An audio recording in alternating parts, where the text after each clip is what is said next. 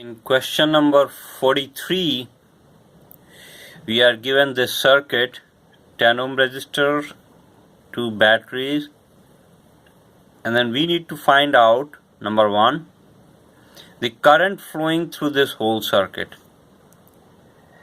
And number 2, we need to find the potential drop across this resistor, And then in part B, we have rearranged the circuit so that this battery comes over here, moves over here, resistance move on the other side, and we need to find a same thing for this circuit. The current flowing in this circuit and the potential drop across this resistor and the potential drop across this resistor. So what we do here is we try to arrange the things and try to solve it using the Kirchhoff voltage law. In the Kirchhoff voltage law, on the right hand side, I have summed up all the batteries. So let's say the current starts flowing in this direction, and this current is supplied by all the batteries that are connected with positive end here and negative end here. So this battery 12 volt gets added with this battery 6 volt because both of them helps in the flow of this current in this direction. If, for example, this battery were connected minus here and plus here, then we will have reduced it to subtracted minus 6.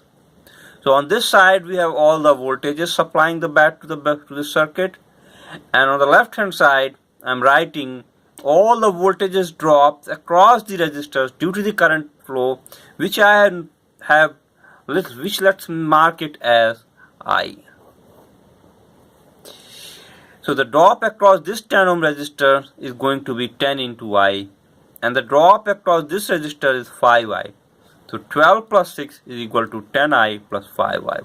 And then we can solve for I as 10 plus 5 is 15, and 12 plus 6 is 18. 18 divided by 15.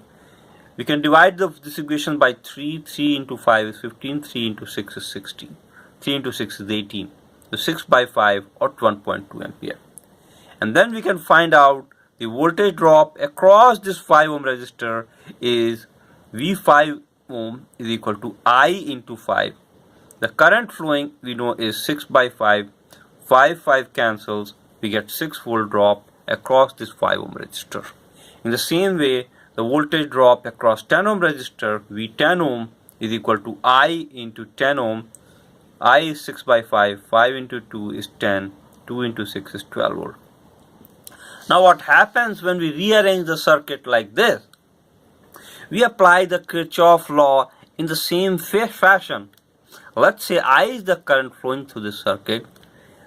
So on the right hand side we have put together all the voltage sources, 12 volt and 6 volt. They are in the same direction. Both of them are helping the flow of the current in this direction.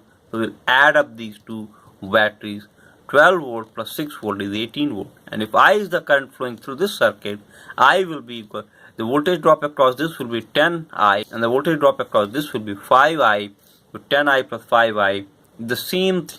We understand that this circuit is fundamentally the same as this circuit. So the current flowing in this circuit will be same as the current flowing in this circuit.